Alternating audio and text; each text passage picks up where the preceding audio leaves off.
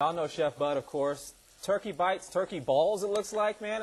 It's something. Yes, it's something, and it's something good. And you're making me wear gloves today. Yes, and when we're done on the next segment, when Alyssa's here, I want her to do one of her weather things to my food, where she goes, okay. You have the best I think I can handle in the it. business. Okay, Oh, we're going to put these together, okay? Now, what we're doing is you're using ground turkey. So any of you at home that have never used ground turkey and are a little afraid of it, it's no big deal. It's actually a good product. But I'm going to have Anthony mix them. We've got a little bit of, this is sweet onion and some garlic. And then we're going to add to that a little bit of Italian parsley and some breadcrumbs, okay? Okay. Now, you need to put some liquid in it. So you could use ketchup. I choose Sweet Baby Ray's for reasons that everyone that knows me knows. Because it tastes so So we good. put that on there. And then we're going to put the turkey in. Now, we're making a little batch here. But this is the ground turkey. This is what it looks like, kind of like hamburger. Have you ever do you eat ground turkey? No, I've actually never had it. Well, this will be a good experience for you then. Okay, so now Anthony's going to start mixing that up, kind of like you would a meatloaf, okay? Yeah, just get in there. I've never made meatloaf. Well, just get all in there. Okay, just get all up in there. You're just mixing it. And I don't think I'm it's mixing kind it of up. like kneading bread or something. You can push it down with your fist. There you go. Oh, okay. All you want to do is you just want to make sure you get everything incorporated. Okay. Now, I see. one thing you can do as well is throw an egg in there if you'd like to. We didn't. On the regular ones we did. On this one we didn't. Is that and enough? and we're going to add just a little bit of cheese to that. And we got some Romana and also some Parmesan. Go ahead. Am I going to need that some more? Yep, we're going to need that. Then all you're going to do is you're basically just going to take this mix and you're going to roll it into meatballs. And what you're going to come up with is like you would with a beef meatball, but turkey's going to brown just a little bit different, if you can see that there. It's a little bit whiter. It doesn't, it doesn't have the red tint to it. But they're going to brown up just like a beef meatball would or a sausage meatball. Okay. And go ahead, just take a little bit couple out. of them Take a out of little that? bit, yeah. And you can make them obviously, Ooh, that's a big meatball. smaller, Okay. and all you're going to do is just roll them together.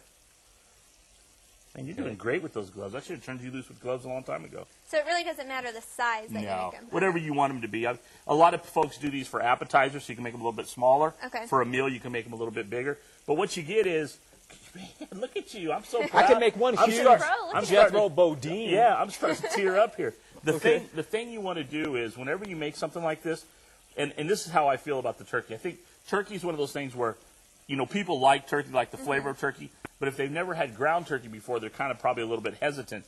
But you've got two choices. You've got turkey breast that's ground or turkey. Now, this is just regular turkey. Turkey breast is probably going to be about $1 more, okay? And this product works really good because it's kind of a blank canvas. This goes to the drawing we're going to do later. It's like a blank canvas. Anyway, yeah. Anyways, but what you have is you have the ability to mix a lot of things into that, and turkey is going to give you a little bit more refined taste of the flavors that are in there than maybe beef would. Yeah. Or beef would be a little bit overpowering. So when we come back, what we're going to do is we're going to take the meatballs out of the skillet, and we're going to leave the oils that's formed, kind of the flavor that's in there, and we'll pour some red sauce in here. Okay. And then we're going to serve this over some steamed rice. This is a really good dish, and I'll tell you, it's a good dish when it's cold out. So we have about 45 seconds actually before we go to the break right here. It seems like there's not an awful lot here, not a lot to put together, but it offers a lot. It does. A lot of flavor. You can kind of pick and choose your flavors how you want them. One thing I will tell you, this is also a dish that you can make this stuff up in advance, night before, whatever. Throw them in the evening when you get home and put it together. You know what it's That's perfect for? always nice. The Super Bowl coming up. It's perfect for that. It It's is. perfect for Thursday when it's going to be cold and the models are wavering. And the models are Or like wavering. this? See, we're all wavering. Yeah. No, that's what. All right, You're gonna stick say around. Chef Bud continuing to come later on in the show. And also Jacob Breeden, the Process Art House. As you mentioned, the blank canvas. Blank canvas. Going to teach folks how to draw if you don't know how already. Looks so good.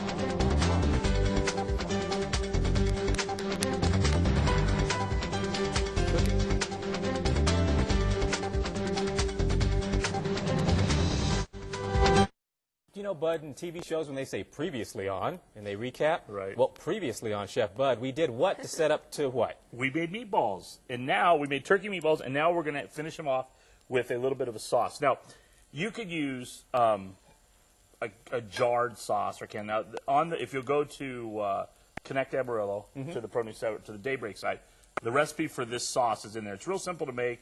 It's a little bit of crushed tomatoes, some garlic, a little bit of celery. And the big thing with it is you need to let it cook for a couple hours. It's like any good marinara, okay? But it's a real simple red sauce.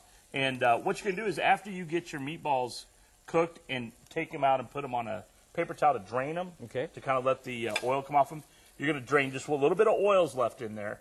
You're going to pour out. But then the rest of it, you're going to leave in there, like all the good stuff that cooked down to the bottom when they were cooking, kind of get that crusting stuff going on. Yeah. Then you're going to add your sauce to that, and your sauce is going to pull a lot of that flavor out from the bottom of the pan.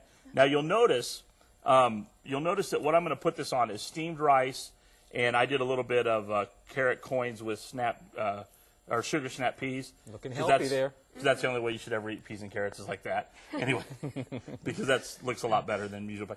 But here's what I want you to understand. You can do this however you want as far as sauce and what you want on it, okay? What I think works really well is if you'll take it in here, get the sauce boiling, just coat the meatballs with the sauce, okay? So in other words, this is kind of like Asian meets Italian, but you're not going to put a whole bunch of sauce on there. Okay. Does that make sense? sense? Drown it in sauce. Right. By So you're just going to put these on there. You get a lot of good color.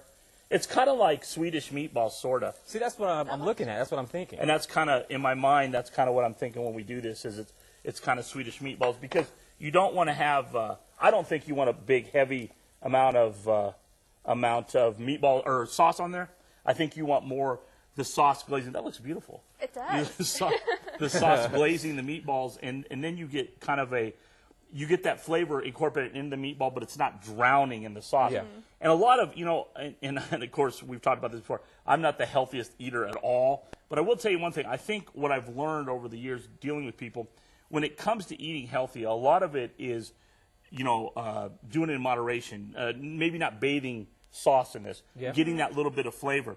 But I'll tell you, the turkey being so lean, you're not dealing with a lot of fat and stuff. And I think that's the big thing when you talk about doing something with ground turkey, is that you get the, and like Jacob, the drawer, the guy, Jacob Reed. he was talking about how they don't even use ground beef anymore. They use turkey for everything. So I know it's a big hit. Alyssa admitted she don't do a lot of it with it either, but I don't. But I'll tell you, it's a good product, and it's a great way to eat a little healthier, not have all that fat on there. Yeah, and there's so much that you can do with it, like you were saying, that maybe you just need to experiment a little more. I feel like that's what I need to do. And that's a really good point, because one of the things I thought about when we were doing this was I did this. I think it's a little easier for people to make it up and have it at night. But you could do, like with ground beef, we do like chopped steak. Where just like a big hamburger. You can do that with it. Meatloaf. This. I mean, I think you could replace about anything. Yeah. So I think it's a great idea. So. And because when you and I were growing up, when our moms were cooking for us, they were going just the opposite of this. And They were just using all the ground beef and the heavier stuff like that. So I mean, this is still good eating, but it's healthier and it's still tasty. And what's funny is with the way the cattle market is, the price of this really isn't that far off of beef. I mean, beef is a little bit cheaper for like ground beef, but I mean, this isn't that expensive. So I mean, it's a good opportunity. But remember, folks, if you're going to buy ground turkey, you're going to have two options. You're going to have ground white breast meat or ground turkey, and the ground turkey is quite a bit less. And of course, Chef Bud, how do we get a hold of you? Good Life, Good Food on Facebook. Go ahead and check that out. Go and like it. We got 707 likes. We're trying to get to 1,000. Anything you can do to help, I appreciate. So you'll get to 1,000 by March. By March, we'll see. Maybe before then. Big push right now. Let's get them to 1,000 in a hurry. And we're gonna start putting up a picture every week. Just kind of a Good Life picture of things I see throughout the Panhandle. I see so many people who, hey, we watch you. Hey, it's so and I just want to share with people different folks around the Panhandle. So we're going to start doing that, putting up a picture at the end of each shot. So. All right, Chef Bud, as usual, thank you very much. We're going to top off Daybreak on the other side. Stick around, please.